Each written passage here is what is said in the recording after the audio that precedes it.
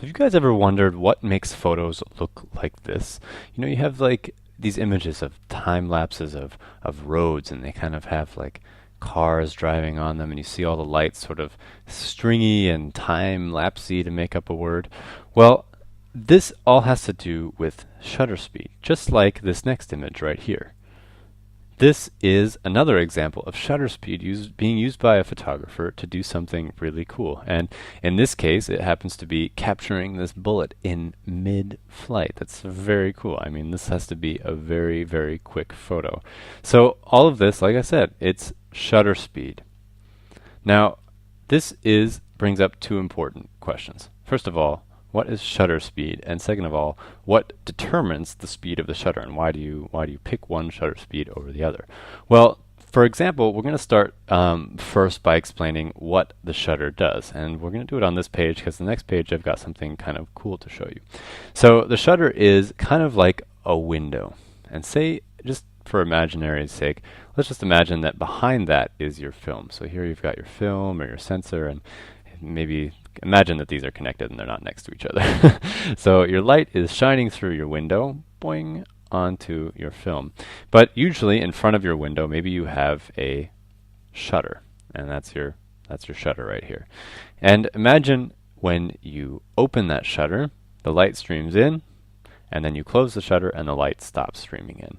And that's basically how film is developed. Light needs to fall upon the film and expose it so it can see what's going on outside of the camera, otherwise it can't see what's going on. And then it closes again, so it can't go forever. It only has a certain amount of time. It wants to just capture one tiny little instant of light. And that is all determined by the photographer and the camera and the meter and lots of other things.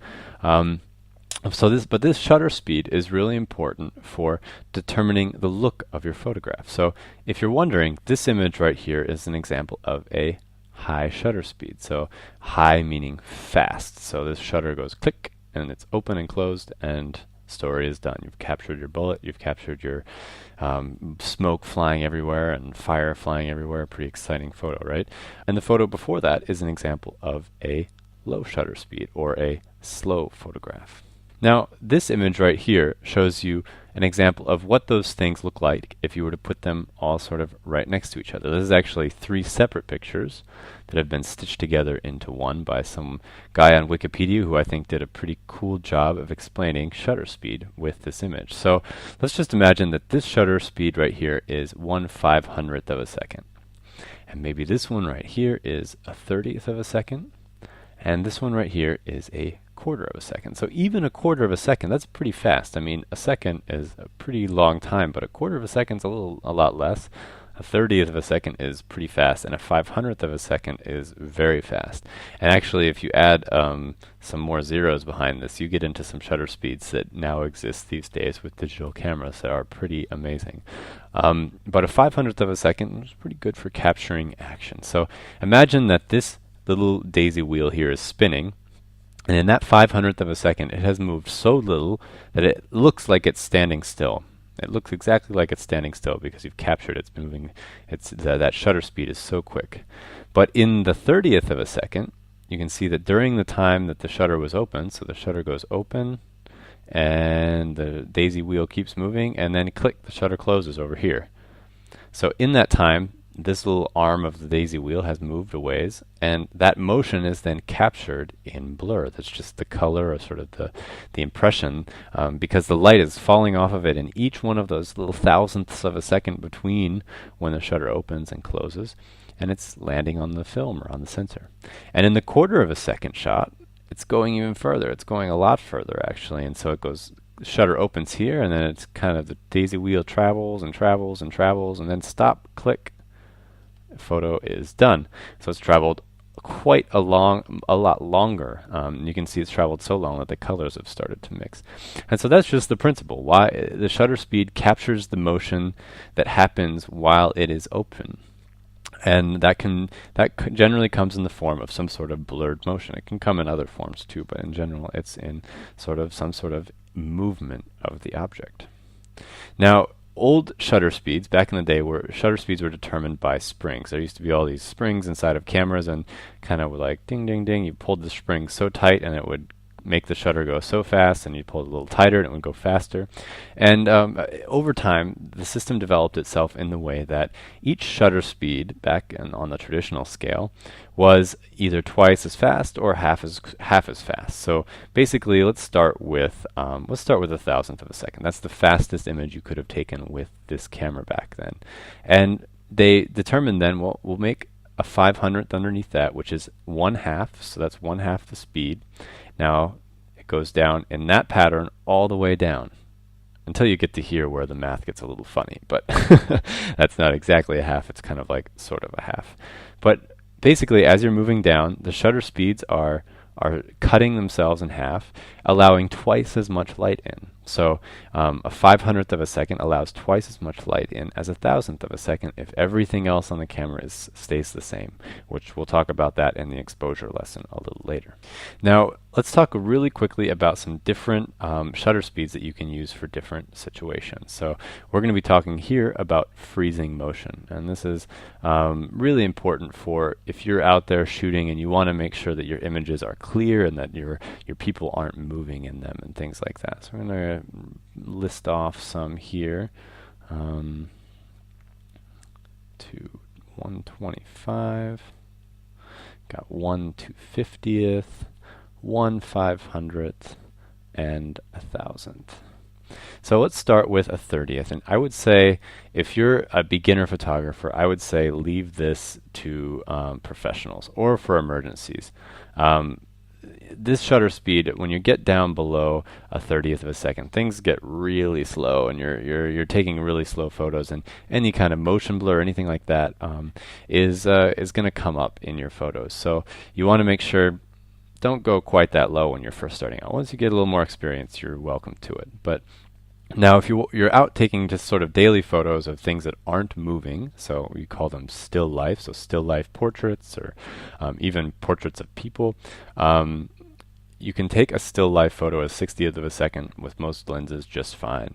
And I would say once you get above 100th of a second, you can start using that for daily shots. That's just kind of like regular things, people walking, moving around, but not too quickly. You'll see an example of that just a little bit here. A great all-around speed is 250th of a second. So for most daily situations, if you can, and you want to freeze your motion, you don't want to make some artistic sort of blurry photos, 250th is a great place to start trying out all-around photography. A 500th is sort of for motion shots, and so fast motion shots, sort of people doing athletics and things like that that don't require too much moving. And then you've got 1,000th of a second for fast motion shots. So you got someone maybe running by you on a track or something like that really quickly, or maybe you're trying to capture a race car perfectly still without any motion. You can try about 1,000th of a second. So you can see here these are all different speeds, and you'll understand them once you go out and play with your camera a little bit, but just wanted to give you a general introduction. Now, sometimes you're going to want to let that blur happen. I was out walking the other day in Berlin, and I saw this water fountain, and I thought, oh, I have a lesson coming up about shutter speed. I want to make sure these guys have an example. So I took a really quick example here, example shot, and I have one here that is taken at 1/400th of a second, and I've got one that is taken at 1/30th of a second, and I'm guessing you can already guess which one was at 1/30th of a second. And you can see that in that 400th of a second, this water droplet here did not move very far. It's pretty much captured it perfectly still. And in this one, the water droplets were moving really quickly, and you can see that I'm catching each one of them. I mean, they're moving at the same speed, but I'm capturing them more slowly. So in that 30th of a second, you can see the water moved a lot further while the shutter was open than it did in the 400th of a second. Same thing goes for the hands right here. This is I went to a concert of a friend of mine, Sam, who's playing the drum here, and you can see his hands are pretty well captured in this 400th of a second. They're a little blurry if you look at the full version because his hands were moving really fast. I probably should have taken them at about 1,000, but in this small version of the picture, you don't see the motion as bad. Here you've got 1/25th of a second. In some of the pictures, his hands were moving a little more, but you can still see there's a little bit of motion blur there, and even on this hand in the big version, you can see that there's a little bit of motion blur. And then here I've got 1/30th of a second, so you can add ones to the tops of all of these numbers here.